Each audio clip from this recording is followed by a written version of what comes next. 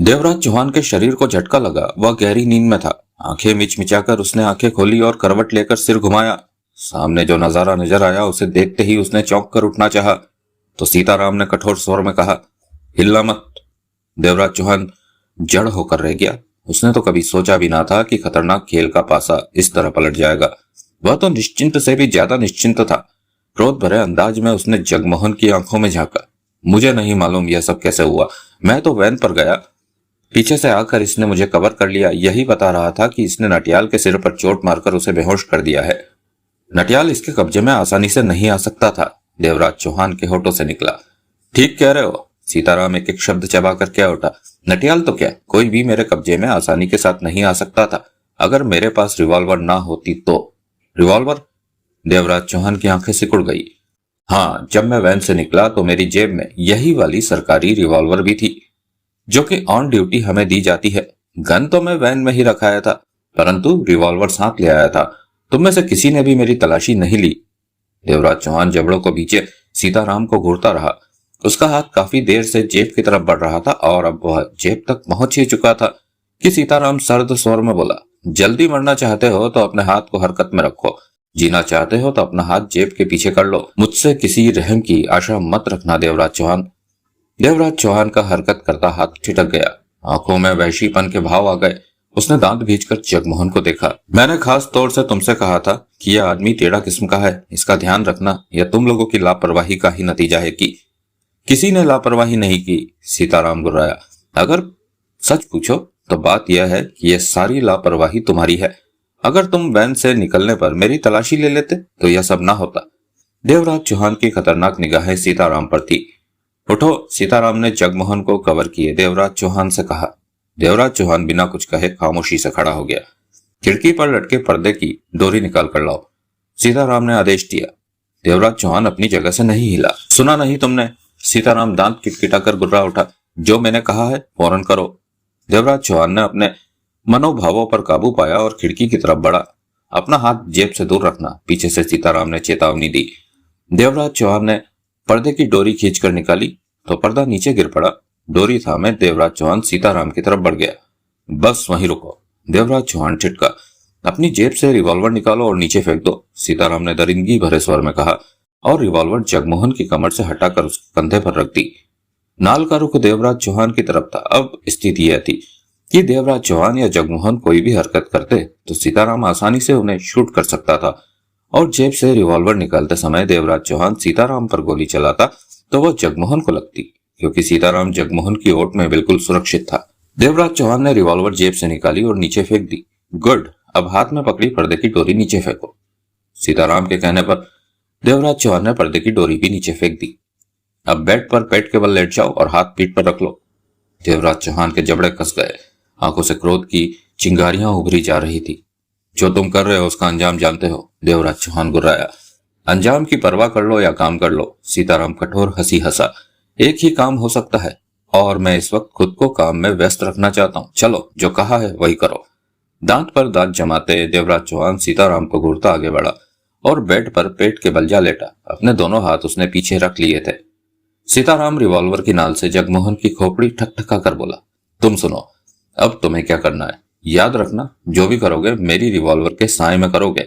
जहां भी तुमने गलत हरकत करने की कोशिश की वहीं पर मैं तुम्हें शूट कर दूंगा। सीताराम ने खतरनाक स्वर में कहा। आगे बढ़ो और नीचे पड़े पर्दे की डोरी उठाकर देवराज चौहान के हाथ सख्ती से पीठ पर बांध दो। ध्यान रहे, अगर तुमने चालाकी का इस्तेमाल किया, बंधन ढीले बांधे, तो मैं तुम्हें शूट करने में जरा भी देर नहीं लगाऊंगा। मरना तो तुम सबने है ही। सोच लेना कि अभी मरना है या थोड़ा सा और जीना है। जगमोहन के चेहरे पर खतरनाक भाव विद्यमान हो गए। अगर उसका बस चलता तो सीताराम को कच्चा ही चबा जाता, परंतु अभी रिवॉल्वर के सामने वह बेबस था। उसका हर कहना मानने को विवश था। सुना नहीं तुमने? जल्दी करो, सीताराम गुर्राया। जगमोहन ना चाहते हुए भी आगे बढ़ा और नीचे पड़ी पर्दे की डोरी उठाई और बेड के करीब पहुंचकर क्षण भर के लिए ठिठका। फिर देवराज चौहान के दोनों हाथों को पीठ पर बांध दिया। पीछे हटो और 6 कदम दूर हो जाओ, सीताराम बोला। जगमोहन ने फौरन उसका कहना माना। अब देवराज चौहान के बंधन चेक करने जा रहा हूं। अगर मुझे बंधन ढीले मिले तो तुम्हारी मौत अभी इसी वक्त निश्चित है, सीताराम ने सर्द लहजे में कहा और आगे बढ़कर देवराज चौहान के बंधनों को चेक किया। अच्छी तरह चेक किया, परंतु बंधन ठीक थे। सीताराम पीछे हटा और जगमोहन से बोला, अब पर्दे से अपने लिए डोरी निकाल कर लाओ। जगमोहन ना चाहते हुए भी आगे बढ़ा और पर्दे से डोरी निकाल लाया। सीताराम ने उसे भी बेड पर डालकर उसके हाथ भी पीछे की तरफ से बांध दिए। तब तक देवराज चौहान सीधा हो चुका था और अंगारे भरी निगाहों से सीताराम को देखे जा रहा था। सीताराम ने रिवॉल्वर जेब में डाली और पर्दों से 2 डोरियां और निकाली, जिससे देवराज चौहान और जगमोहन की टांगे भी बांध दी। अब वो दोनों बिल्कुल ही बेबस होकर रह गए थे। मजा आ रहा है ना? सीताराम दोनों की हालत देखकर हंसा। सीताराम, तुम अपनी पांव पर कुल्हाड़ी मार रहे हो? देवराज चौहान गुर्राया। अपने पांव पर? सीताराम हंसा। मैं तो तुम्हारी गर्दन पर कुल्हाड़ी चलाने की सोच रहा हूं। सुना है तुम बहुत खतरनाक आदमी हो। क्यों, हो खतरनाक आदमी या ऐसे ही हो? मालूम नहीं, देवराज चौहान एकाएक सर्द लहजे में बोला। लोग ही कहते हैं कि मैं खतरनाक हूं। वायरलेस पर जब मैंने तुम्हारा नाम लिया तो वह लोग हमें 2 मिनट तक बताते रहे कि तुम क्या हो, परंतु अब सोचना हूं तो लगता है लोगों ने खामखा तुम्हें सिर पर चढ़ा रखा है। तुम खास कुछ नहीं। सही कह रहे हो तुम, देवराज चौहान ने सर्द लहजे में कहकर सिर हिलाया। अब तुम आराम करो, मैं जरा अभी आया, सीताराम ने कहा और पलटकर बाहर निकल गया। सीताराम सीधा उस कमरे में पहुंचा जहां वह नटियाल को बेहोश करके आया था। वह बहुत अच्छे वक्त पर पहुंचा था वहां, क्योंकि तब नटियाल को होश आ रहा था। उसके होठों से कराहें निकल रही थी। पीड़ा की जाति के कारण अभी आंखें पूरी तरह खुल ना पा रही थी। इससे पहले कि उसे पूरी तरह होश आता, सीताराम ने पर्दे की डोरी खींची और उससे ही उसके हाथ पांव बांध दिए। तब तक उसे होश आ गया था। नटियाल ने आंखें खोल दी। सीताराम दांत फाड़कर मुस्कुराया। क्यों बे मोटे, क्या हाल है तेरा? जवाब में नटियाल गुर्राया, परंतु बंधनों में जकड़ा होने के कारण छटपटा कर रह गया। खतरनाक निगाहों से वह सीताराम को घूरता रहा। गुस्सा आ रहा है मेरे मोटे को? सीताराम बराबर मुस्कुराया जा रहा था। बहुत ज्यादा, नटियाल गुर्राया। तो फिर तड़प आराम से क्यों पड़ा है? सीताराम हंसा। मोटा नटियाल दांत किटकिटा कर रह गया। अपने साथियों का हाल नहीं पूछेगा? कहाँ है वह? तेरे जैसी ही हालत है उनकी, दूसरे कमरे में बंधे पड़े हैं। सीताराम हंसा। देवराज चौहान भी? नटियाल ने अचकचा कर पूछा। क्यों, देवराज चौहान आसमान से उतरा फरिश्ता है क्या, जो किसी के काबू में नहीं आ सकता? वह भी हमारी तरह इंसान है, हाड़ मांस का पुतला है। नटियाल दांत भींचे उसे देखता रहा, बोला कुछ भी नहीं। अब तुम आराम करो, सीताराम मुड़ता हुआ बोला। फुर्सत पाकर तुम्हारे हाल वगैरह मालूम करने आऊंगा। परंतु नटियाल के पुकारने पर ठिठक कर पलटा हुआ। एक बात तो बताओ, क्या तुम हमारे साथ क्या करना चाहते हो? हमें बांध तो लिया है, आखिर कुछ तो करोगे ही। जो भी करूंगा वह तुम सबके सामने आ जाएगा। मैं चाहूं तो अभी तुम सबको शूट कर सकता हूं। सरकार तुम लोगों के मारने की एवज में मुझे तगड़ा इनाम देगी और मेरी तरक्की होगी वो अलग। तुम हमें मारोगे? नटियाल सकपका उठा। अभी सोचा नहीं, सीताराम मुस्कुराया। लेकिन एक बात का ध्यान रखना कि तुम लोगों ने वैन रॉबरी के समय हमारे साथी वैन ड्राइवर को मारा था, उसे शूट किया था। मैंने नहीं मारा था। मैं तो अभी इन लोगों के साथ शामिल हुआ हूं वैन की निगरानी के लिए। हो तो देवराज चौहान के साथी ही। तो क्या देवराज चौहान का साथी होना जुर्म हो गया? जुर्म का दूसरा नाम देवराज चौहान है। मैं तुम्हें वही बातें बता रहा हूं जो वायरलेस पर हमें उसके बारे में बताई गई थी। बहरहाल अभी सोचूंगा तुम लोगों के साथ मुझे क्या करना है। तुम लोगों को शूट करना है या गोद में बिठाकर खिलाना है? कहने के साथ ही सीताराम बाहर निकल गया। लाजवंती बच्चे को सीने से चिपकाए बंद कमरे में डरी सी बैठी थी। वह समझ नहीं पा रही थी कि यह सब क्या हो रहा है। उसने देवराज चौहान के साथ आकर क्या बुरा किया है? देवराज चौहान तो उसे बहुत अच्छा इंसान लगा है, फिर उसके पति उसे बुरा क्यों कह रहे थे? देवराज चौहान ने उसके पति को मारने की धमकी दी थी, तभी वह उसे बुरा कह रहे होंगे। लाजवंती इसी प्रकार की उल्टी सीधी बातें सोचने में व्यस्त थी। तभी बाहर से दरवाजा खुलने की आहट पाकर वह सहम सी गई। दरवाजा खुला और सीताराम को भीतर प्रवेश करते देखकर लाजवंती खिल उठी। बच्चे को नीचे खड़ा किया और दौड़कर सीताराम से जा लिपटी। नाथ, मेरे स्वामी। चुप रह, बड़ी आई स्वामी की पुजारिन। सीताराम ने झिड़क कर उसे अपने से जुदा किया। आप हर समय मुझे डांटते ही रहते हो। लाजवंती रुआसी होकर बोली। तो और क्या करूं मैं तेरा? सीताराम चिल्लाकर बोला। तुझे आदमी के काम में दखल देने को मना किया था ना? किसने कहा था कि तू यहाँ आ जा? वो भाई साहब। भाड़ में गए भाई साहब। अरे अक्कल की अंधी, अभी तक तेरे को समझ नहीं आई? तू उस इंसान को भाई साहब कहे जा रही है जो तेरे आदमी को जिंदा जलाने की बात कर रहा था। वह सच में थोड़े ना जला रहे थे, वह तो आपको डरा रहे थे। उफ, सीताराम ने माथे पर हाथ मारा और दांत किटकिटा कर बोला। तुझे समझाते मेरी सारी उम्र बीत जाएगी, लेकिन तुझे अक्ल नहीं आने वाली। तुझसे शादी करके तो मैं बाज आया। अगर मुझे भगवान शादी करने का दोबारा मौका दे तो कभी शादी ना करूं, कुंवारा ही बैठा रहूंगा। क्या है? लाजवंती की आंखों से आंसू बह निकले। अब आप शादी करेंगे?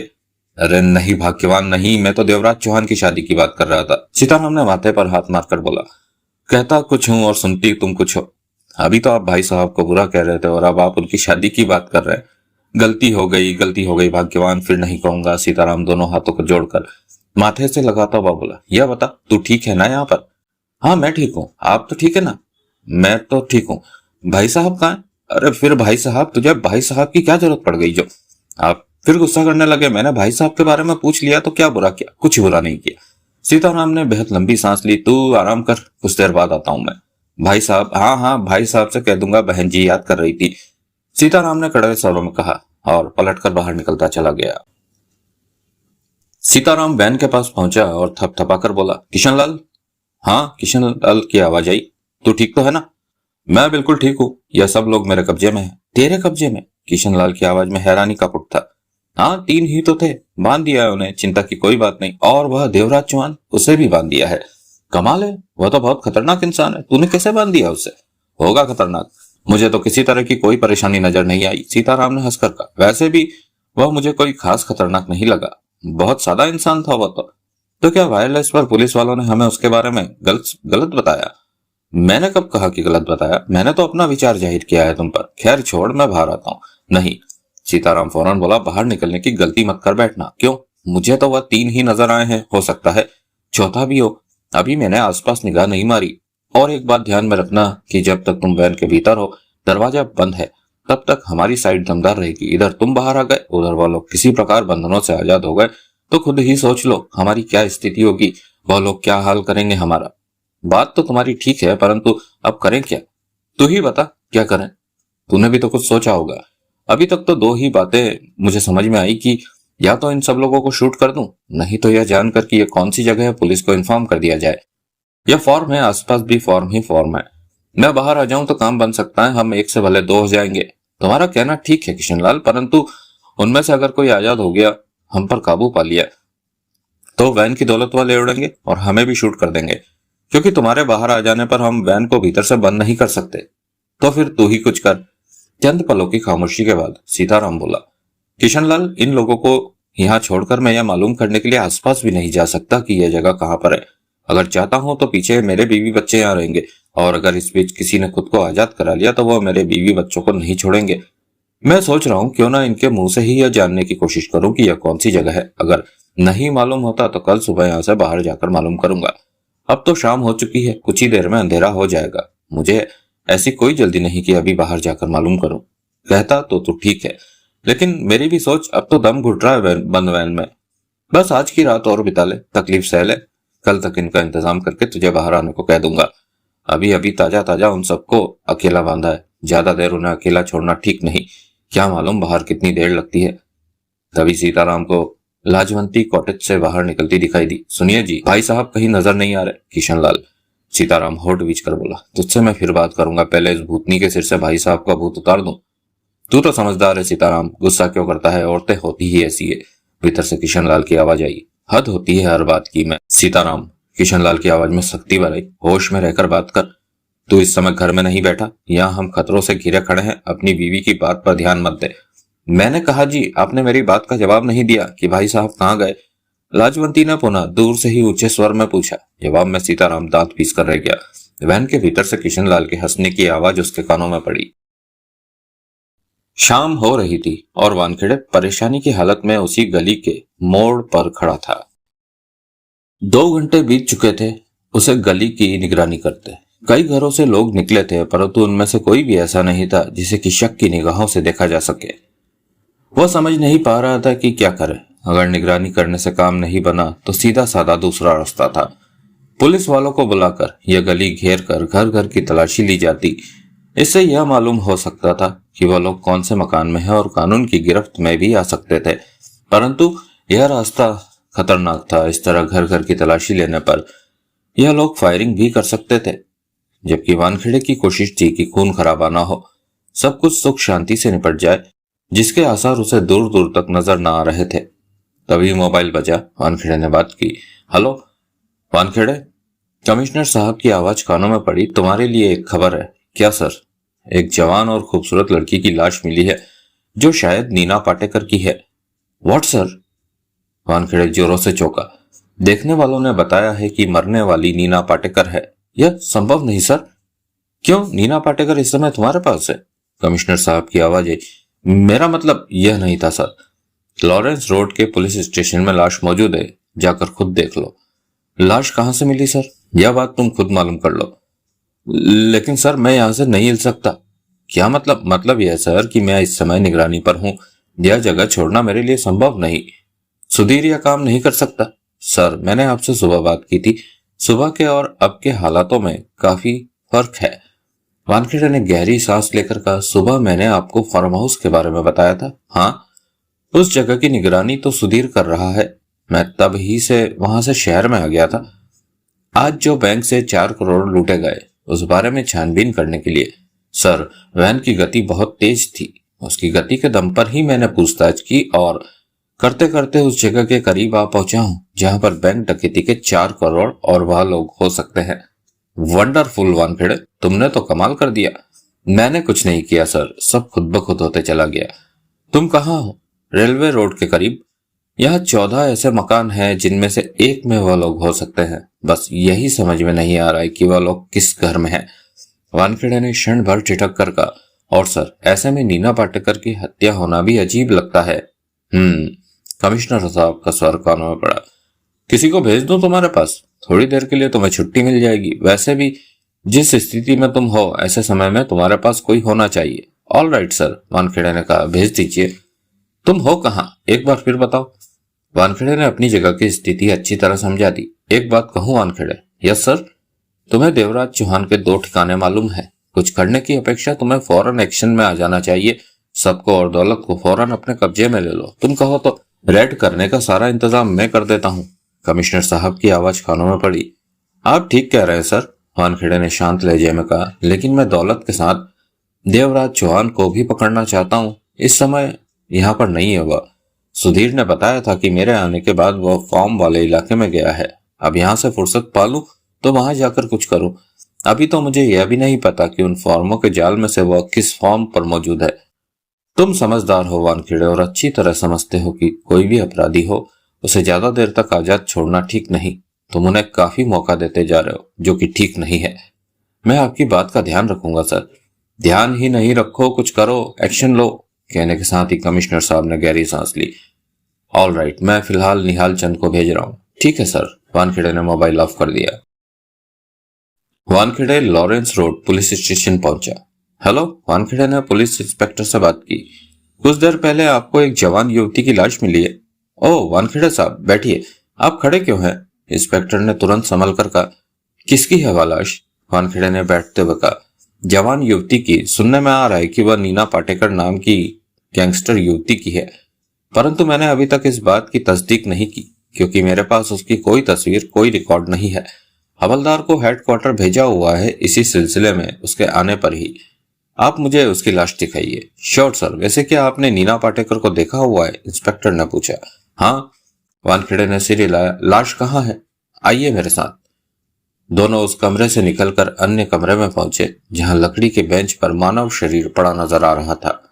उसके ऊपर चादर डाल रखी थी। इंस्पेक्टर ने आगे बढ़कर चादर को हटाकर उसका चेहरा ओपन किया। चेहरा देखते ही वानखेड़े चौंका। वह नीना पाटेकर की ही लाश थी। वानखेड़े को विश्वास नहीं आ रहा था कि आज सुबह सफल बैंक डकैती में हिस्सा लेने वाली खतरनाक गैंगस्टर मर चुकी है। किसी ने उसकी हत्या कर दी है। सीने में 2 गोलियों के स्पष्ट निशान नजर आ रहे थे। वानखेड़े इंस्पेक्टर के साथ वापस आया, पहले वाले कमरे में आ पहुंचे। लाश कहां से मिली? यहां से 1 किलोमीटर दूर पार्क के बेंच पर से। पहले तो देखने वाले ने समझा कोई सोया पड़ा है, परंतु जब पास जाकर देखा तो मालूम हुआ किसी की डेड बॉडी है। तो उसने हमें फोन किया, तो आप जाकर लाश उठा लाए। हाँ, खाना पूर्ति करने के बाद हम बॉडी को यहाँ ले आए क्योंकि एक पुलिस वाला उसके नीना पाटेकर होने का दावा कर रहा था। इसलिए हमारे लिए यह जानना बेहद जरूरी था कि वह नीना पाटेकर की ही लाश है या किसी और की। कुछ मालूम हुआ किसने शूट किया था उसे? नहीं, कोशिश तो हमने की परंतु मालूम नहीं हो सका। वैसे मैं जल्दी ही मालूम कर लूंगा। इंस्पेक्टर से विदा लेकर वानखेड़े बाहर निकला। वह बेहद कशमकश में था कि नीना पाटेकर को गोलियां किसने मारी। इस बारे में तो उसे पूरा विश्वास था कि कम से कम देवराज चौहान एंड पार्टी तो नीना पाटेकर की जान लेने से रही। वह जानता था कि देवराज चौहान अपने साथियों का पूरा ध्यान रखता है, फिर डकैती के बाद तो उसे शूट करने का कोई मतलब हो ही नहीं सकता था। पुलिस स्टेशन से निकलकर वो अपनी कार तक पहुंचा ही था कि एक कांस्टेबल उसके पास आया और उसकी बाह पकड़कर एक तरफ ले जाकर बोला, आप कौन है सर? क्या मतलब? वानखेड़े ने हैरानी से उसे देखा। मुझे मालूम हुआ है कि आप बड़े ऑफिसर हैं और नीना पाटेकर की लाश के बारे में इंक्वायरी करने आए हैं, कांस्टेबल ने धीरे स्वर में कहा। तुम्हारा कहना सही है सर, मैं आपको यह बताना चाहता हूँ कि पाटेकर की लाश किसी पार्क में नहीं मिली। तो फिर कहाँ मिली है? वानखेड़े के स्वर में हैरानी भर आई।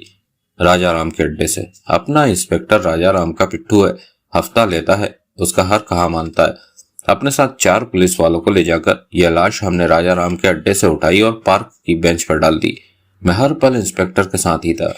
बेंच पर डालने के पश्चात वहां से हर जरूरी खाना पूरी इस प्रकार की गई जैसे लाश बेंच से ही मिली हो। ओह, वानखेड़े के होठ से उड़ गए। हमारा इंस्पेक्टर तनख्वाह सरकार से लेता है और काम करता है राजा राम का। एक बात बताओगे? वानखेड़े ने एकाएक कहा। क्या? सच बताना। आप पूछिए। तुमने यह बात मुझे क्यों बताई? अपने ही इंस्पेक्टर के खिलाफ क्यों गए?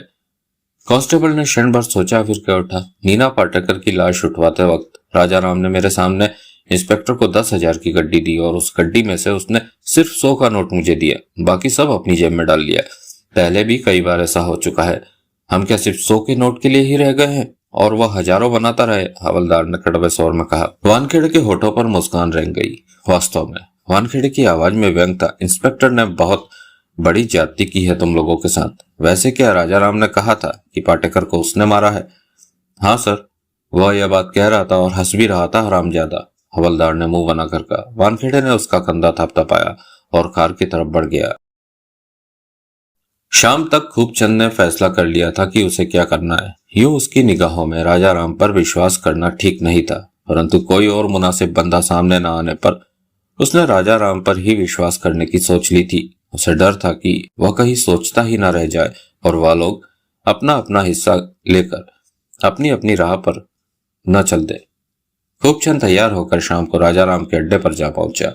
यूं उसकी निगाहों में राजा राम से बात करना ही बड़ी बात है। दिल जोरों से धड़क रहा था कि कहीं राजा राम किसी बात से क्रोधित होकर उसके साथ कुछ बुरा न कर दे। राजा राम से मिलने में उसे बड़ी दिक्कत का सामना हुआ। पहले तो उसे राजा राम तक पहुंचाने को कोई तैयार ही ना हुआ। फिर जब खूबचंद ने इस बात पर जोर देना शुरू किया कि बहुत बड़ा मामला है, राजा राम से ही बात करना बहुत जरूरी है, तो उसे रिवॉल्वर के जेरे साए राजा राम तक ले जाया गया।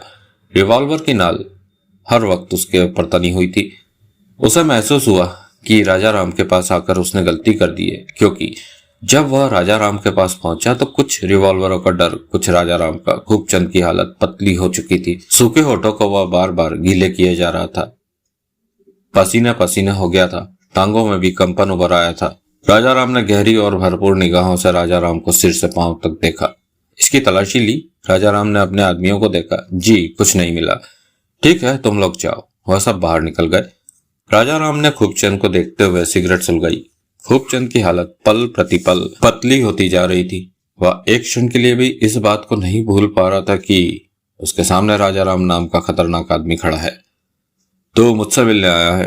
राजा राम बोला। खूबचंद ने थूक निकलकर गले को गीला करते हुए सिर हिलाया। मुंह में जुबान नहीं है क्या? राजा राम के माथे पर बल पड़ गए। हाँ हाँ है। खूबचंद के माथे पर पसीने की बूंदें उभर आई। तो मुंह से फूट, अपनी बासी खोपड़ी क्यों हिलाता है? राजा राम ने पूर्ववत लहजे में कहा। हाँ हाँ, खूबचंद के होठों से निकला। बैठ। खूबचंद खड़ा रहा। सुना नहीं तूने? बैठ। राजा राम एकाएक दहाड़ उठा। खूबचंद जल्दी से कांपती टांगों से आगे बढ़कर कुर्सी पर जा बैठा। मुझसे घबरा रहा है तू? राजा राम पुनः बोला। हाँ, मुझसे इतना घबरा रहा है, फिर भी तू यहाँ आ गया।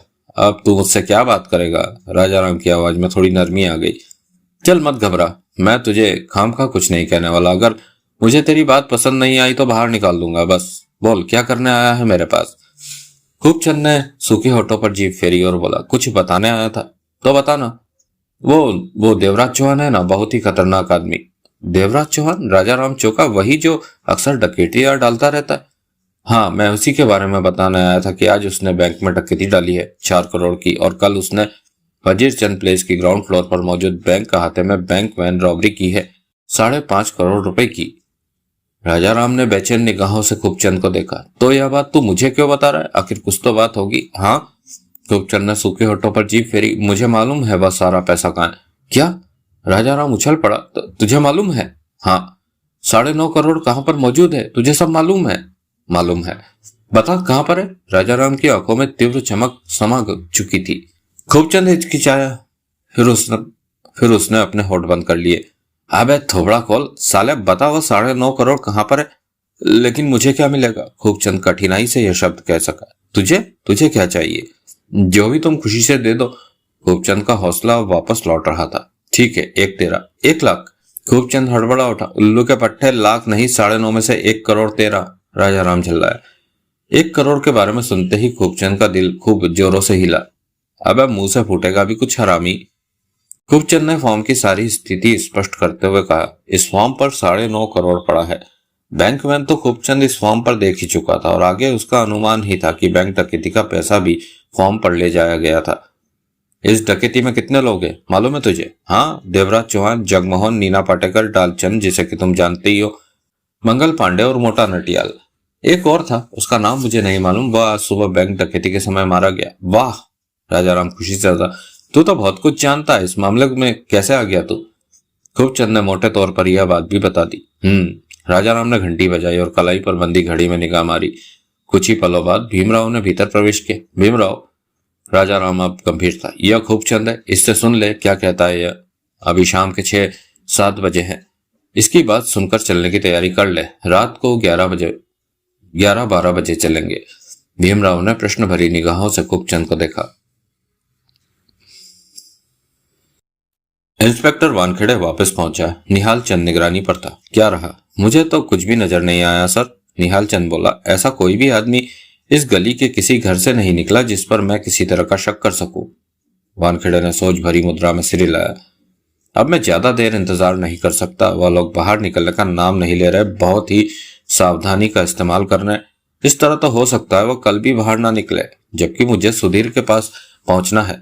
कहने के साथ ही वानखेड़े ने मोबाइल निकाला और कमिश्नर साहब से बात की। सर, आप पुलिस फोर्स का इंतजाम कीजिए। कहां पर? जहां आपने निहाल चंद को भेजा है। All right. कितने में काम चल जाएगा?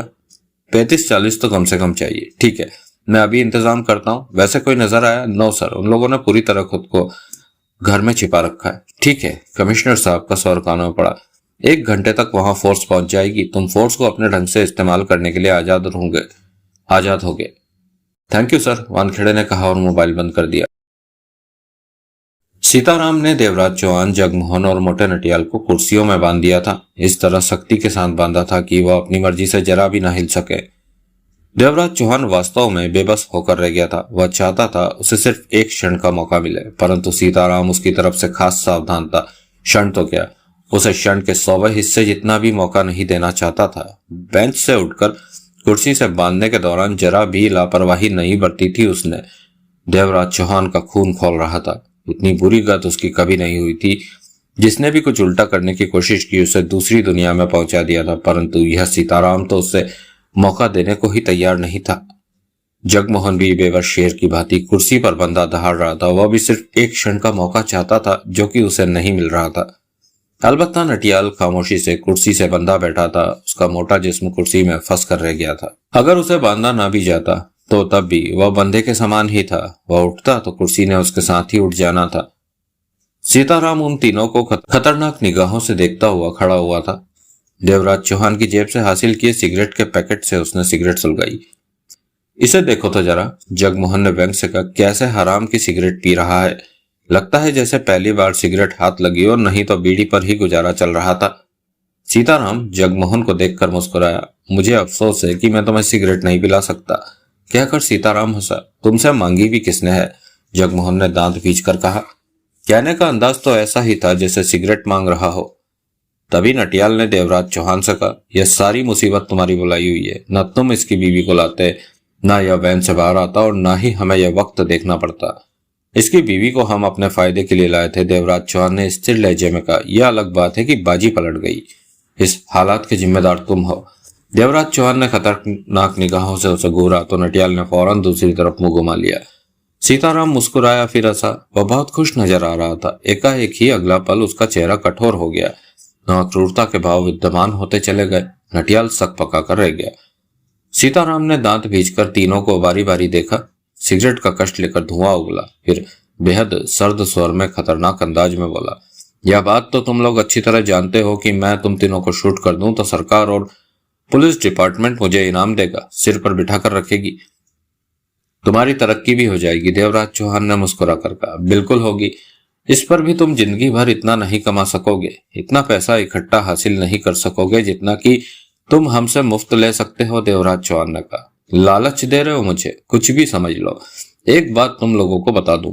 सीताराम हंसा, तुम लोगों को मारकर इसी फॉर्म पर जमीन में दफन करके सारा पैसा लेकर खिसक जाऊं तो पुलिस यही समझेगी कि देवराज चौहान ने गार्डों को मार दिया होगा और खुद पैसे के साथ भाग गया होगा। यानी कि सारा पैसा खुद हड़पने की सोच रहे हो। देवराज चौहान भी हंसा, तो इसमें बुरा क्या है?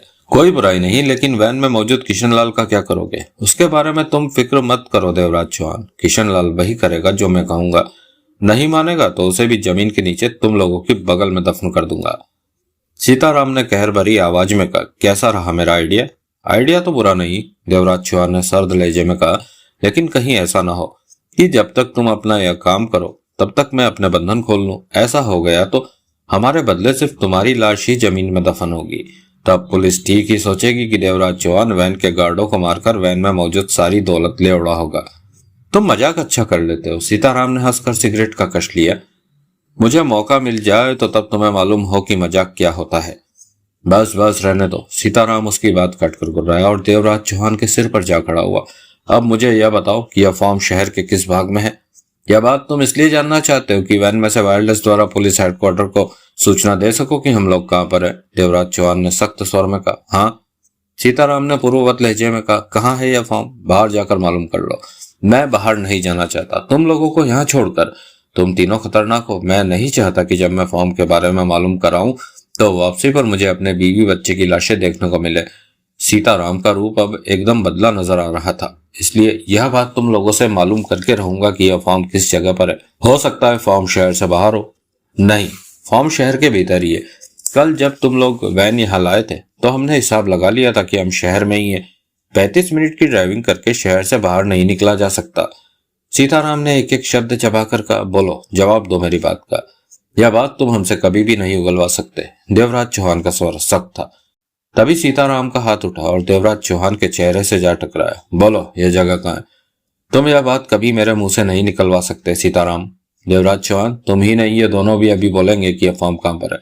तुम्हारी गलत फहमी है। कमीने कुत्ते। एकाएक कुर्सी पर बंधा जगमोहन तड़प कर दरिंदगी भरे स्वर में उठा, एक बार मुझे खोल दे, फिर तुझे बताता हूं कि यह फॉर्म कहां पर है। अगर मैंने तुम्हें खोलना ही होता तो बांधता ही क्यों? कहते हुए सीताराम जगमोहन के पास छिटका। अब तू बताएगा कि यह जगह कहां है? मेरी बताती है जूती। जगमोहन दांत किटकिटाकर बोला। सीताराम कहर भरे अंदाज में हंस पड़ा। उसने नटियाल को देखा। तू तो कहता था कि तू इन लोगों का साथी नहीं है। बिल्कुल नहीं हूं, नटियाल ने गर्दन हिलाई। फिर तो तू ही बता देगा कि यह फॉर्म कहां पर है। मैं तुम्हें अवश्य बता देता, परंतु जब यह लोग मुझे वैन की निगरानी के लिए यहाँ लाए थे तो मेरी आंखों पर इन्होंने पट्टी बांध रखी थी। नटियाल ने सफेद झूठ बोला, क्योंकि वह किसी भी कीमत पर नहीं बताना चाहता था कि यह फॉर्म कहां पर है। मोटे, अगर तू मेरा साथ दे तो मेरी सिफारिश पर तुझे सरकारी गवाह बना लिया जाएगा, वरना सारी उम्र जेल में तू सड़ता रहेगा। तू ठीक कहता है। नटियाल ने लंबी सांस ली। काश मुझे मालूम होता कि यह फॉर्म कौन सी जगह पर है। मत बता, तेरी मर्जी, लेकिन बाद में तू बहुत पछताएगा मोटे। नटियाल कुछ ना बोला। सीताराम पुनः देवराज चौहान के पास पहुंचे।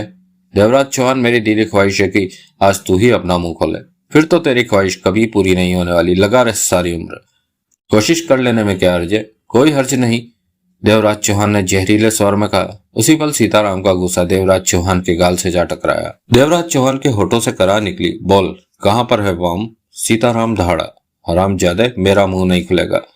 सीताराम एकाएक हंस पड़ा। तू बताएगा, बहुत जल्दी ही तू मेरी बातों का जवाब देगा। जवाब में देवराज चौहान के होठों पर बेहद खतरनाक मुस्कान नाच उठी। सीताराम की मुख मुद्रा हर पल कठोर होती जा रही थी। आंखों में दरिंदगी के भाव भरते जा रहे थे।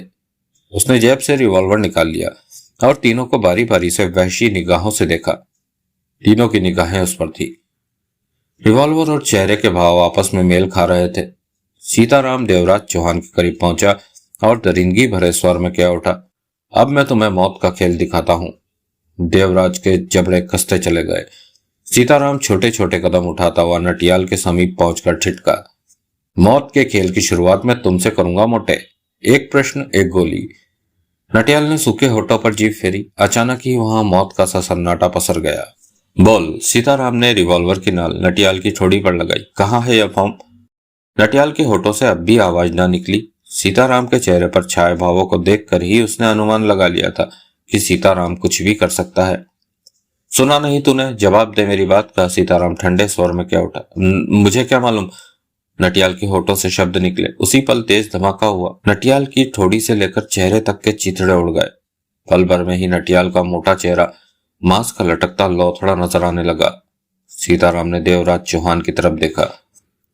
एक को मारकर मैंने सरकार से एक गोल्ड मेडल तो हासिल कर लिया, अभी 2 मेडल हासिल करने बाकी है। सिर्फ एक प्रश्न, एक गोली। कहने के साथ ही सीताराम ने रिवॉल्वर की गर्म नाल जगमोहन की ठोड़ी से लगा दी। जगमोहन का चेहरा कठोर हो गया, दांत पर दांत जम गए। देवराज चौहान के चेहरे पर हिंसक भाव उभर कर नाचने लगे। आंखों में मौत के तूफान की लहरें उछलने लगी, परंतु बंधनों में जकड़ा होने के कारण वह बेबस होकर रह गया था। सीताराम ने जगमोहन की आंखों में झांका, फिर मौत से भरे लहजे में क्या उठा, बोलो, जवाब दो, यह फॉर्म शहर के किस हिस्से में पड़ता है? जगमोहन बीचे दांतों से उसी मुद्रा में बैठा सीताराम की आंखों में झांकता रहा। सीताराम का चेहरा और भी सख्त हो गया। जगमोहन को जवाब न देता देखकर ट्रिगर पर उसकी उंगलियों का कसाव बढ़ा। उसने जगमोहन को शूट करने का निर्णय ले लिया था। तभी दरवाजा खुला और हड़बड़ाई सी लाजवंती ने भीतर प्रवेश किया। कमरे का दृश्य देखते ही उसके होश उड़ते उड़ते बचे। लाजो, सीताराम गुर्राया, तू यहां से जा। लाजवंती ने क्रोधित निगाहों से सीताराम को देखा। यह आप क्या कर रहे? पागल तो नहीं हो गए हैं आप? हे भगवान, आपने तो एक इंसान की जान ले ली। अब तो गंगा स्नान करना ही पड़ेगा। यह अच्छा हुआ कि ठाई की आवाज सुनते ही मैं यहाँ आ गई, वरना अनर्थ हो जाता। आप इनकी और भाई साहब की भी जान ले लेते। सीताराम दांत पीस कर पलटा। मेरे काम में दखल मत दे, चली जा यहाँ से, नहीं तो बहुत बुरा होगा। इससे ज्यादा बुरा और क्या होगा कि आप मुझे भी ठाई कर देंगे। लाजो, यह सरकारी काम है, नहीं समझेगी। तू अभी जा मुन्ने के पास। बेवकूफ मत बन, मैं बाद में तुझे समझा दूंगा। मैं सब समझती हूँ, सब देख रही हूँ। लाजवंती ने आगे बढ़कर सीताराम के हाथ से रिवॉल्वर छीन ली। चलिए, खोलिए इन्हें। पागल हो गई है तू? पागल तो आप हो गए हैं। मेरा मुंह मत लग, वरना मुझे धमकी ना दीजिए। बस आप भाई साहब को खोल दीजिए। मैं इनकी यह हालत नहीं देख सकती। मेरे सीने पर सांप लौट रहा है। इन्हें खोलकर मैं अपनी मौत को बुलावा नहीं देना चाहता। सीताराम लाजवंती को अपने सामने से हटाना चाह रहा था, मगर अपनी गांव की बेवकूफ पत्नी के आगे वह विवश होकर रह गया था। यह आपको कुछ नहीं कहेंगे, बहुत अच्छे हैं, लाजवंती ने कहा। तू चुप कर, बड़ी आई अच्छे बुरे की ज्ञान देने वाली। सीताराम भड़क उठा। घर चलकर तुझे अच्छी तरह समझाऊंगा कि आदमी के कामों में दखल नहीं दिया जाता। घर की बात घर चलकर करेंगे। पहले भाई साहब को खोलिए और इनसे माफी मांगिए। सीताराम का दिल चाहा कि वो अपने बाल नोच ले। ऐसी पत्नी से तो बिना पत्नी के अच्छा। इसके दिमाग में तो भूसा भरा हुआ। सुना नहीं आपने? लाजवंती ने सीताराम को क्रोधपूर्ण निगाहों से देखा। सीताराम ने दांत पीसकर लाजवंती को देखा, फिर पलटकर जगमोहन और देवराज चौहान को देखते हुए गुर्राया। भगवान ने तुम लोगों को जीने का थोड़ा सा और वक्त दे दिया है। मैं कहती हूँ भाई साहब को खोलिए। तू चल तो, अभी तुझे बताता हूँ कि आदमी के काम में टांग नहीं अड़ाया करते। सीताराम लाजवंती को खींचता हुआ बाहर निकलता चला गया। देवराज चौहान और जगमोहन ने चैन की सांस ली। कई पलों तक कोई कुछ ना बोला। फिर देवराज चौहान ने खामोशी को तोड़ा। जिस तरह सीताराम ने नटियाल को शूट किया, उससे साफ जाहिर होता है कि सीताराम बेहद खतरनाक इरादे वाला इंसान है। हाँ, जगमोहन बोला, अगर उसकी पत्नी ना आती तो मेरा हाल भी नटियाल जैसा ही होना था। तुम सही कह रहे हो। जगमोहन की बात सुनकर देवराज चौहान ने गहरी सांस लेकर कहा। इस मुसीबत से छुटकारा कैसे मिलेगा? जगमोहन बोला। जब तक यह बंधन नहीं खुलेंगे हम कुछ नहीं कर सकते। कुछ करो देवराज। देवराज चौहान के होठों पर मुस्कुराहट रेंगती चली गई। सीताराम के बांधे बंधनों को नहीं खोला जा सकता। साले ने बड़ी मजबूती से बांध रखा है। तो क्या हम ऐसे ही बंधे रहेंगे? मेरे ख्याल से तो ऐसे ही बंधे रहना हमारी मजबूरी है जगमोहन। हरामजादा फिर अभी अटपकेगा हमें शूट करने। जगमोहन बोला। देवराज चौहान कुछ कहने की अपेक्षा पुनः अपने बंधनों को खोलने की चेष्टा करने लगा। यह उनकी मौत और जिंदगी का सवाल था। जगमोहन ने खुली खिड़की के बाहर निगाह मारी। आसमान में तारे नजर आ रहे थे। रात का अंधेरा कब का फैल चुका था और ठंडी हवा खिड़की से आकर कुर्सी से बंधे उनके जिस्मों को राहत से पहुंचा रही थी। वानखेड़े ने सतर्कता भरी निगाह डाली। उसके करीब निहाल चंद खड़ा था। पूरी गली को पुलिस ने घेर रखा था। अब देर किस बात की सर? एकाएक निहाल चंद ने धीमे स्वर में कहा। कोई देर नहीं, तो फिर तलाशी का काम शुरू करें सर? निहाल चंद ने अपनी जेब में पड़े रिवॉल्वर को टटोला। हाँ, मैं अभी आदेश देता हूँ। तलाशी के समय एकदम तैयार। तुम भी इन पुलिस वालों के साथ रहोगे और मैं भी। सावधान रहना, बैंक लूटने वाले सब के सब बेहद खतरनाक है। उन्हें जरा भी मौका नहीं देना है। मौका अगर उन्हें मिल गया तो वह हम में से कईयों को भून कर रख देंगे। वानखेड़े पुलिस वालों की तरफ बढ़ गया, उन्हें घर घर की तलाशी का आदेश देने के लिए। कुछ ही देर बाद पुलिस वालों ने घर घर की तलाशी का अभियान शुरू कर दिया। सब बेहद सख्त और सतर्क ढंग से काम कर रहे थे।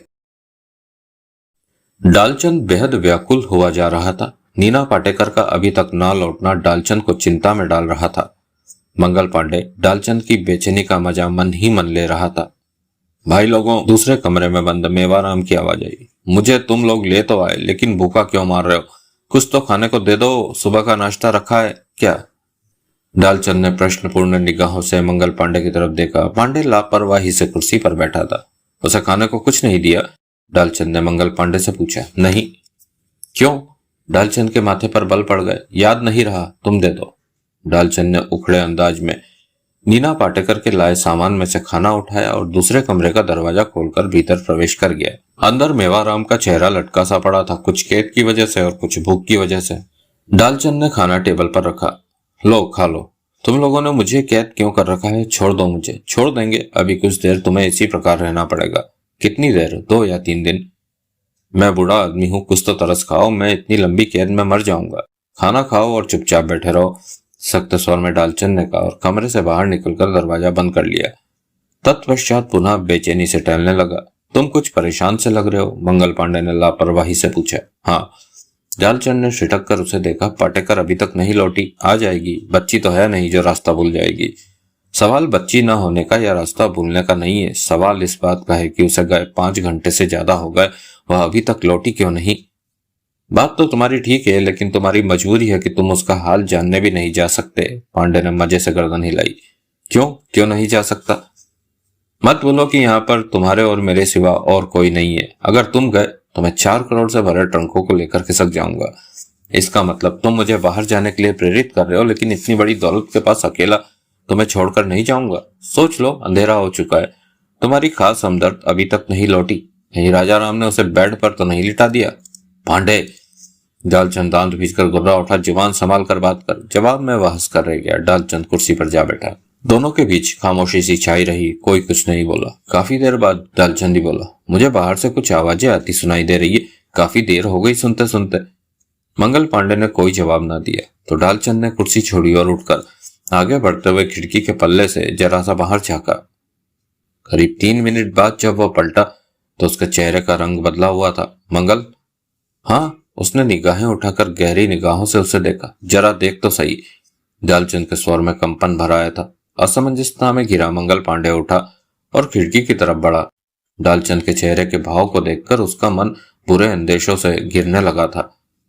डालचंद की तरह उसने भी खिड़की को थोड़ा सा खोला और उस पर आंखें लगा दी। आधे मिनट में ही पांडे ने खिड़की बंद कर दी। उसके चेहरे पर छा चुकी कठोरता में घबराहट का पुट था। वह पलटा और डालचंद को देखने लगा। हमें पुलिस घेर रही है। हाँ, हमें ही घेरेगी, वरना यहाँ पुलिस का क्या काम? डालचंद बोला। लेकिन पुलिस को कैसे मालूम हुआ कि हम लोग यहाँ पर है? किसने गड़बड़ की? मैं इस बारे में क्या कह सकता हूँ? मैं बताता हूँ तुम्हें। मंगल पांडे एक एक शब्द चबाकर गुस्से में बोला। पुलिस के यहाँ आने का कारण तुम्हारी माशूका है। तुम्हारा मतलब है कि पाटेकर पुलिस के हत्थे जा चढ़ी है? डालचंद के होठों से निकला। हाँ, हो भी सकता है और नहीं भी। मंगल पांडे की हालत विक्षिप्तों की तरह हो रही थी। पुलिस का इतना खौफ उसे नहीं था जितना इस बात का हो रहा था कि 4 करोड़ जैसी भारी रकम उसके हाथों से निकली जा रही है। लगता है वह पुलिस के हाथ लग गई है और पुलिस टॉर्चर के आगे ठहर नहीं पाई, वरना और किसी रास्ते से पुलिस यहाँ नहीं आ सकती थी। डालचंद खामोश रहा। मंगल पांडे ने आगे बढ़कर पुनः खिड़की पर आंखें लगाई। कई पलों तक वह बाहर देखता रहा, फिर दांत पीसता हुआ पलटा। रामजादे बहुत सारे, पूरा घेरा डाल रहे। क्या मालूम, डालचंद बोला, वो अपने किसी काम से आए हो। यहाँ क्या उनकी माँ बेटी है जिसकी बारात लेकर आए हैं? पांडे कुर्राया। यह कुत्ते हमारे लिए ही आए हैं, हमें पकड़ने या गोली मारने। मंगल पांडे की बात सुनकर डालचंद की टांगों में जोरदार कंपन हुआ। फिर क्या करना है? डालचंद के होठों से निकला। शरीफों की तरह दरवाजा खोलकर बात करनी है या ठां ठां शुरू करनी है? मंगल पांडे खतरनाक लहजे में बोला, दो बातों में से कोई भी एक हो सकती है, और शक के आधार पर भी तलाशी लेते हो सकते हैं और विश्वास के दम पर भी हमारा दरवाजा खटखटाते हो सकते हैं। तू बोल, अब क्या करें? दालचंद ने गले में फंसे थूक को निकला। चेहरे पर पीलापन छाया रहा। मुझे इन बातों के बारे में कुछ नहीं मालूम, तुम ही बताओ क्या करें। तू क्या समझता है मैं अकेला इन पुलिस वालों को मुकाबला कर लूंगा? तुझे भी मेरे साथ लगना पड़ेगा, या अकेले मेरे बस का काम नहीं। मैं तो तुम्हारे साथ हूं ही। मंगल पांडे ने चिंता भरे अंदाज में गर्दन हिलाकर सिगरेट सुलगाई। वैसे फिक्र की कोई बात नहीं है। मंगल पांडे विचारपूर्ण स्वर में बोला, ज्यादा से ज्यादा हमें 4 करोड़ की इस दौलत से हाथ धोना पड़ेगा, लेकिन हमारी जान को कोई खतरा नहीं है। कैसे? हमारा मुर्गा कमरे में बंद है मेवाराम, उसकी आड़ में हम यहाँ से निकल सकते हैं। अगर हमारा वक्त ही खराब हुआ तो ही। ओह, मेवाराम को तो मैं भूल ही गया था। डालचंद ने होठों पर जुबान फराई। मंगल पांडे ने डालचंद को देखा लेकिन बोला कुछ भी नहीं। वो कब तक आएंगे? डालचंद के होठों से निकला। चिंता मत करो, जल्दी आ जाएंगे, मंगल पांडे ने कड़वे स्वर में जवाब दिया। वानखेड़े ने तलाशी के लिए 2 टीम बना दी थी। सावधानी से हर मकान की तलाश जारी थी। वानखेड़े और 8 पुलिस वाले घरों की तलाशी लेते लेते देवराज चौहान वाले मकान के सामने छिटके। वानखेड़े ने आगे बढ़कर कॉल बेल का बटन दबा दिया। दरवाजा नहीं खुला तो वानखेड़े ने दूसरी बार कॉल बेल बजाई। दरवाजा खुला। सामने खड़े शख्स को देखते ही इंस्पेक्टर वानखेड़े चौंकता हुआ बोला, मंगल पांडे? अपना नाम सुनते ही मंगल पांडे चौंका। उसका चौकन्ना होना वानखेड़े से छुपा नहीं रहा। अगले ही पल रिवॉल्वर पांडे के सीने से जा सटी। अलर्ट! वानखेड़े ने चीख कर अन्य पुलिस वालों को सावधान किया। मन ही मन मंगल पांडे सतर्क हुआ। दिखावे के तौर पर हैरानी से बोला, यह सब क्या हो रहा है? मेरी समझ में तो कुछ भी नहीं आ रहा। डोंट मूव मंगल पांडे, हिले तो अपनी मौत के जिम्मेदार तुम खुद होंगे। वानखेड़े का चेहरा हद से अधिक कठोर हो चुका था। मंगल पांडे की आंखें सिकुड़ गई, होंठ भिज गए और आंखों में मौत भर आई। तुम मुझे मंगल पांडे कहकर पुकार रहे हो? हाँ, किसने कहा कि मैं मंगल पांडे हूं? देवराज चौहान ने, जगमोहन ने, नीना पाटेकर ने, डालचंद ने, नटियाल ने। सबके नाम सुनकर मंगल पांडे के जिस्म में सिहरन सी दौड़ गई। भीतर चलो।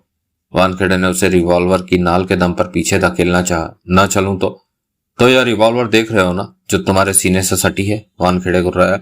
एक रिवॉल्वर और भी है जो तनी हुई तुम्हें नजर नहीं आ रही। तुम कौन हो? वानखेड़े तो नहीं? पांडे ने पूर्ववत लहजे में कहा। हाँ, मैं इंस्पेक्टर वानखेड़े ही हूं। अगर तुमने कोई गलत कदम उठाने की चेष्टा की तो याद रखना, मेवाराम हमारे पास है। वानखेड़े को मंगल पांडे के ठीक पीछे मेवाराम नजर आया, जिसे डालचंद ने कवर कर रखा था। वानखेड़े ने डालचंद को फौरन पहचान लिया था। मेवाराम को छोड़ दो, तुम किसी भी सूरत में बचकर नहीं निकल सकते।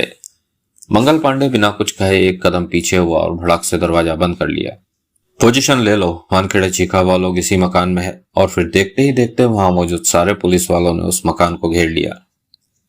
निहाल चंद वानखेड़े के पास पहुंचा। सर, अपने दरवाजा बंद क्यों होने दिया? निहाल चंद, उनके कब्जे में शहर का नामी बिजनेसमैन से मेवाराम है। अगर मैं कोई कदम उठाता तो उसकी जान पर बन सकती थी। लेकिन सर, यह लोग मेवाराम की आड़ में निकल भी तो सकते हैं। निकल तो सकते हैं लेकिन निकलेंगे नहीं, क्योंकि यहीं पर 4 करोड़ की दौलत भी है। उसका लालच ही इन्हें रोके रखेगा। दरवाजा बंद होते ही डालचंद के धड़कते दिल को राहत मिली। मंगल पांडे के चेहरे पर मौत के भाव व्याप्त थे। मेवाराम बीच में फंसा कांप रहा था। डालचंद ने प्रश्न भरी निगाहों से मंगल पांडे की ओर देखा। वह कम से कम 15-20 है। मंगल पांडे खूनी स्वर में बोला, वह हमें गोलियों से भून सकते हैं। तो हम क्या करें? डालचंद ने सूखे होठों पर जीभ फेरी। खुद को उनके हवाले नहीं करना है हमें। मंगल पांडे एक एक शब्द चबाकर बोला। हराम ज्यादा देवराज चौहान हमें यहाँ फंसा कर खुद फॉर्म पर बैठा ऐश कर रहा है। कई पलों तक सोचने के बाद मंगल पांडे सिगरेट सुलगा कर बोला, अब एक ही रास्ता है कि किसी प्रकार इन्हें चकमा दे दिया जाए। क्या मतलब? मैं इन लोगों के साथ फायरिंग करूंगा, मंगल पांडे ने कहा। इस बीच तुम यहाँ मौजूद 4 करोड़ को यहाँ से बाहर ले जाने का प्रबंध करोगे? पागल हो गए हो? डालचंद हड़बड़ा कर बोला। इतने सारे पुलिस वालों के होते हुए मैं अकेला तो यहाँ से बाहर निकल ही नहीं सकता। फिर इतने सारे ट्रंकों को कैसे बाहर ले जाऊंगा? ट्रंकों को बाहर ले जाने की जरूरत नहीं है, मंगल पांडे गुर्राया। ताला तोड़ ले और नोटों को चादर पर डालकर गठरी बांध। पांडे, तू पागल हो गया? ऐसा नहीं हो सकता इन हालात में। ऐसा होगा और हर हाल में होगा। तू काम शुरू तो कर। निकलेंगे कैसे? पुलिस ने चारों तरफ से घेरा डाल रखा है। मेरी फायरिंग के दम पर आखिर तक उन्हें यही लगता रहेगा कि हम इसी मकान में हैं, लेकिन हम यहाँ से निकल चुके होंगे। कैसे? छत के सहारे। इन मकानों की सारी छतें एक दूसरे से सटी पड़ी है, और अगर इन्हें छत का ध्यान भी आ गया तो तू ज्यादा अपनी अक्ल मत चला, पांडे घुर्राया। जो कहता हूं वही किए जा। मरना तो वैसे भी है, फिर माल के साथ बच निकलने की कोशिश करने में हर्ज क्या है। डालचंद पांडे को देखता रह गया। देखता क्या है मुझे, जल्दी कर, देर होना ठीक नहीं हमारे लिए। डालचंद ने बेचैनी पूर्ण ढंग से होठ बीच लिया। मंगल पांडे ने 2 फायर किए। 2 ट्रंकों के ताले टूटकर नीचे जा गिरे। डालचंद चादर ढूंढ और माल समेट, कहता हुआ मंगल पांडे खिड़की की तरफ लपका। डालचंद ने मन ही मन खुद को पक्का किया और मेवाराम की बाजू पकड़कर उसे कुर्सी पर बिठाकर जेब से रिवॉल्वर निकालकर उसे दिखाई। अगर तूने कुर्सी छोड़कर उठने की जरा भी कोशिश की तो इस रिवॉल्वर की सारी गोलियां तेरे शरीर में उतार दूंगा। मौत के भय से थर थर कांपता हुआ मेवाराम काफी देर तक सहमति भरे ढंग से गर्दन हिलाता रहा। डालचंद ने देर नहीं लगाई और ट्रंक से गड्डियों को उठा उठाकर चादर पर डालने लगा। उसके हाथ बड़ी तेजी से काम कर रहे थे। मंगल पांडे ने खुली खिड़की से बाहर झांका। पोजीशन लिए कई पुलिस वाले नजर आए।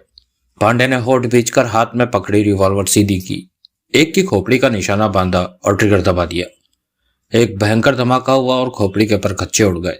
इसके साथ ही जैसे तूफान आ गया हो, पुलिस वालों ने अपनी गनों का मुंह खोल दिया। जाने कितनी ही गोलियां खिड़की पर लगी।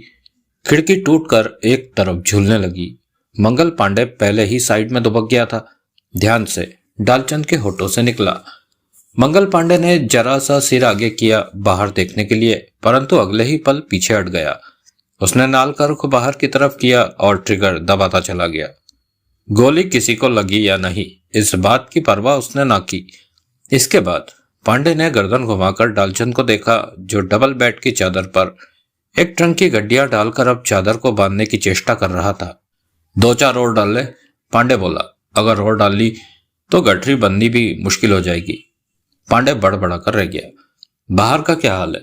डालचंद की आवाज में हल्का सा कंपन था। तू गठरी बांध, अपने काम की तरफ ध्यान दे, पांडे ने सख्त स्वर में कहा। वह तो कर ही रहा हूं। डालचंद ने डबल बेड की चादर की गठरी बनाकर एक तरफ रखी और दूसरी सिंगल बेड की चादर को बिछाकर दूसरे ट्रंक से गड्डियां निकालकर उस पर रखने लगा। 5 मिनट बीत गए। बाहर से तो गोलियां आकर खिड़की पर टकराई, परंतु मंगल पांडे द्वारा फायर न करने के कारण डालचंद ने निगाहें उठाकर उसे देखा। तू फायर क्यों नहीं करता? कहां से करूं? 6 में से 2 गोलियां ट्रंकों के ताले खोलने में खर्च हो गई। 2 मैं इस्तेमाल कर चुका हूं, बाकी बची 2 कहां चलाऊंगा इन्हें? डालचंद अपना काम छोड़कर उठा और उसके पास पहुंचा। यह ले, इसमें 6 गोलियां हैं। पुलिस वालों को ज्यादा से ज्यादा देर तक उलझा कर रख और अपना रिवॉल्वर मुझे दे दो। दोनों ने रिवॉल्वरें बदल ली। ठीक है, यह भरी हुई रिवॉल्वर है, पांडे चेंबर चेक करके उसे बंद करता हुआ बोला। लेकिन इन 6 गोलियों से भी इन्हें कब तक लटकाया जा सकता है? तू अपना काम जल्दी से खत्म कर, निकल चलते हैं यहां से। कितनी देर लगेगी तुझे? सिर्फ 5-7 मिनट। गुड, मंगल पांडे ने कहा और रिवॉल्वर की नाल खिड़की की तरफ करके ट्रिगर दबा दिया। जवाब में कई गोलियां खिड़की से आकर टकराई। हरामजादे सरकारी बारूद को खामखा खराब किए जा रहे हैं, मंगल पांडे दांत खींचकर गुर्राया।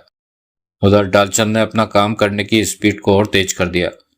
कुछ ही मिनटों में अपना काम समाप्त करके डालचंद उठ खड़ा हुआ।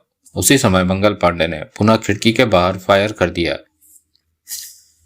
मैंने काम खत्म कर लिया है, डालचंद ने कहा। मंगल पांडे होठ बीचकर शांत स्वर में कह उठा। चादरों में तो कुछ भी नहीं आया। जितना आ सकता था मैंने डाल लिया, इससे ज्यादा तो हम ले जा भी नहीं सकते। डालचंद पांडे से भी ज्यादा सख्त स्वर में बोला। मैं छोटी वाली गठरी लेकर छत पर जा रहा हूं, तू आ जाना।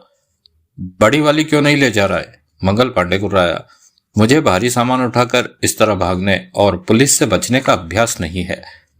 डालचंद सूखे स्वर में क्या उठा। यह जो भी हो रहा है मेरे लिए पहला ही मौका है। मैं सिर्फ ड्राइविंग में ही भाग सकता हूँ। फूट यहां से, छत पर जा, मैं दूसरी गठरी को लेकर आ रहा हूं। यह डालचंद ने कुर्सी पर मरी हालत में बैठे मेवाराम की तरफ इशारा किया। हमारे जाते ही दरवाजा खोलकर पुलिस वालों को बता देगा कि हम छत के रास्ते से फरार हुए हैं। तुम फिक्र मत करो, इसका इंतजाम मैं करके आऊंगा, मंगल पांडे ने वहशी स्वर में कहा। जान से मत मारना इसे, डालचंद गठरी उठाता हुआ बोला। बेचारे ने हमारा क्या बिगाड़ा है? दफा हो जा तू यहां से, मुझे तेरी सलाह की जरूरत नहीं, पांडे गुर्राया। डालचंद ने कुछ नहीं कहा। छोटी गठरी उठाकर वह तेजी से ऊपर को जाने वाली सीढ़ियों की तरफ बढ़ गया। पीछे उसे मंगल पांडे के फायर करने की आवाज आई। छत पर पहुंचा तो चारों तरफ उसे अंधेरा ही अंधेरा नजर आया। नीचे हलचल होने का आभास उसे स्पष्ट मिल रहा था। डालचंद का दिल धक धक धड़क रहा था। ऐसा सब कुछ उसके साथ पहले नहीं गुजरा था कभी, और यह सब कुछ उसे बहुत ही खतरनाक लग रहा था। उसने तो कभी जिंदगी में सोचा भी नहीं था कि इस प्रकार डकैत के रूप में पुलिस का घेरा तोड़कर भागना होगा। वह तो प्राइवेट फर्म की नौकरी करने वाला सीधा साधा युवक था, परंतु कार रेसर होने की वजह से वह इन लोगों की बातों में फंसकर कानून का बड़ा मुजरिम बन बैठा था। बहरहाल छत पर पहुंचकर डालचंद रुका नहीं। छतों की दीवारें सावधानी से फलांगता हुआ आखिरी छत की तरफ तेजी से बढ़ने लगा। मंगल पांडे तो उसके दिमाग से कब का निकल चुका था। दिमाग में सिर्फ एक बात थी कि उसे हर हाल में पुलिस से बचना है। गली के मकानों की आखिरी छत पर वह ठिठका। इतने में ही वह हांफने लगा था। नोटों की गठरी नीचे रखकर डालचंद ने लंबी लंबी सांसें ली, फिर जल्दी से गठरी उठा ली। ज्यादा वजन तो नहीं था, परंतु खतरा चारों तरफ था। उसे जल्दी से यहां से दूर हो जाना था। सिर घुमाकर पीछे देखा, मंगल पांडे उसे आता हुआ दिखाई दिया। डालचंद आगे बढ़ा और नीचे झांका। सामने ही सड़क थी, अंधेरे में डूबी हुई, और जिस मकान की छत पर वह खड़ा था वह करीब 25-30 फीट ऊंची थी, और उसके ठीक नीचे एक पुलिस वाला गन लिए खड़ा था। डालचंद ने सोचा। ज्यादा समय उसने सोचने में नहीं गवाया। रिवॉल्वर जेब में थी, परंतु उसका इस्तेमाल करना घातक था। फायर की आवाज ने सबको सतर्क कर देना था। इसी कारण उसने जो कदम उठाने का निर्णय लिया, उसके सिवाय उसके पास कोई चारा भी तो नहीं था। नोटों की गठरी काफी भारी थी। इस हिसाब से तो भारी ही थी कि अगर वह 30 फीट ऊपर से किसी के सिर पर गिरती तो 5 मिनट तो उसे होश नहीं आना था। डालचंद ने गठरी को दोनों हाथों में थामा और छत के उस हिस्से पर जा खड़ा हुआ जहां ठीक नीचे पुलिस वाला खड़ा था। उसने निशाना बांधा और पूरी शक्ति के साथ ही गठरी को पुलिस वाले के सिर पर दे मारा। इसके साथ ही बिना एक पल की भी देरी किए उसने खुद भी नीचे छलांग लगा दी। उसके दोनों पांव नीचे टकराए। खुद को संभाल न पाने के कारण वह नीचे लुढ़कता चला गया। पांव में जोरों का दर्द उठा, परंतु उसने उस दर्द की परवाह नहीं की। पलक झपकते ही वह उठ खड़ा हुआ था। पुलिस वाले के सिर पर गठरी लगते ही गन उसके हाथ से निकल गई और नीचे बैठता चला गया।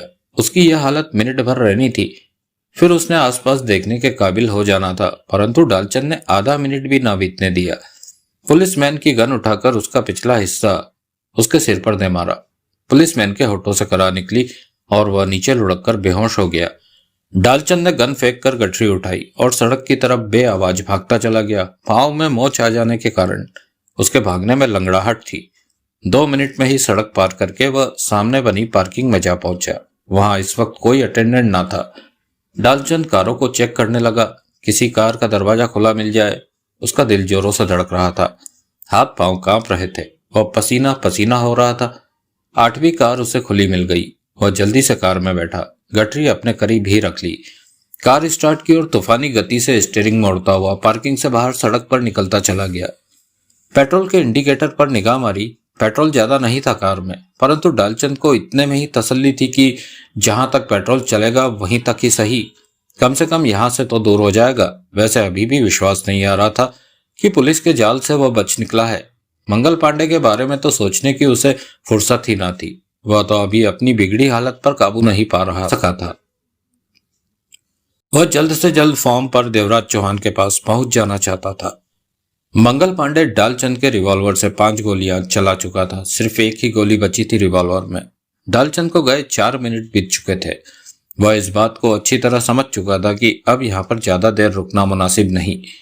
डालचंद छत पर उसका इंतजार कर रहा होगा। वह जल्दी से खिड़की से हटा और कुर्सी पर बैठे सूखे पत्ते की भांति कांपते मेवाराम को देखा, जो उसे अपनी तरफ देखते पाकर भय से और भी कांपने लगा था। दांत भींचकर पांडे आगे बढ़ा और रिवॉल्वर को नाल से पकड़कर उसका दस्ता जोर से मेवाराम की कनपटी पर मारा। एक ही बार में मेवाराम बेहोश हो गया। पांडे ने बाएं हाथ में रिवॉल्वर पकड़ी और दाएं हाथ से गठरी को उठा ना सका। डबल बेड की चादर में नोटों की गड्डियां इस कदर ठूस ठूस कर भरी हुई थी कि गठरी काफी भारी हो गई थी। पांडे ने दांत बींचकर रिवॉल्वर को जेब में डाला और गठरी को दोनों हाथों में उठाकर कंधे पर लादा और जल्दी से छत पर जाने वाली सीढ़ियों की तरफ बढ़ा। गठरी का बोझ वास्तव में ज्यादा था। हांफते हुए उसने सीढ़ियां तय की और छत पर जा पहुंचा। क्षण भर ठिठक कर आसपास देखा। फिर अन्य छतों की दीवारें फलांगता हुआ उसी आखिरी छत की तरफ बढ़ने लगा जिस तरफ डालचंद गया था। उसे पूरा विश्वास था कि वह बच निकलेगा क्योंकि डालचंद वहां नहीं था। इसका मतलब वह यहां से निकल गया। अगर डालचंद जैसा अनाड़ी खिलाड़ी पुलिस का घेरा तोड़कर निकल सकता है तो वह क्यों नहीं निकल सकता। आखिरी छत की तरफ बढ़ना उसका जारी था। सर, उस तरफ एक पुलिसमैन बेहोश पड़ा है। एक पुलिस वाला भागता हुआ वानखेड़े के पास पहुंचा। उसकी बात सुनकर वानखेड़े जोरों से चौंका। कहां? उधर सर, आखिरी मकान के नीचे। वानखेड़े फौरन उस तरफ दौड़ पड़ा। चंद ही पलों में वह बेहोश पुलिस वाले के पास था। 2-3 पुलिस वाले उसे होश में लाने का प्रयत्न कर रहे थे, परंतु ताजा तरीन बेहोश होने की वजह से वह अभी तक होश में नहीं आ सका था। रिवॉल्वर हाथ में थामे वानखेड़े ने दांत भींचकर बेहोश पुलिस वाले को देखा। इसे बेहोश किसने किया? मालूम नहीं सर, हम सामने की तरफ से हटकर पीछे की तरफ जा रहे थे कि यहां से निकलते समय हमें यह इसी हालत में नीचे पड़ा मिला, पुलिस वालों ने जवाब दिया। वानखेड़े ने बेहोश पुलिस वाले को टटोला। इसे बेहोश हुए ज्यादा देर नहीं हुई। वानखेड़े ने होठ बींचकर कहा, यह उन्हीं लोगों का काम है, लेकिन वह लोग मकान के सामने और पीछे की तरफ से नहीं आ सकते। दोनों तरफ पुलिस का सख्त पहरा है। वह लोग छत से नीचे कूदे होंगे। कहते हुए वानखेड़े ने छत की तरफ निगाहें उठाई। यह वही क्षण था जब ऊपर से मंगल पांडे ने नीचे झांका। यहां अंधेरा अवश्य था, लेकिन वानखेड़े ने एक क्षण में ही पहचान लिया कि छत से मंगल पांडे नीचे झांक रहा है। उधर नीचे का नजारा देखकर मंगल पांडे ने तुरंत पीछे हटना चाहा, परंतु तब तक वानखेड़े के हाथ में पकड़े रिवॉल्वर से गोली निकल चुकी थी। गोली नीचे झांकते मंगल पांडे के माथे पर जा लगी। उसके जिस्म को तीव्र झटका सा लगा। उसे इतना भी मौका नहीं मिला कि वह अपनी जगह से हिल पाता। उसी मुद्रा में उसी समय उसके प्राण निकल गए। दीवार पर उसकी छाती रखी रह गई। नीचे का हिस्सा नीचे लटक रहा था और गोली लगा कटा फटा माथा और सिर नीचे झूल रहा था।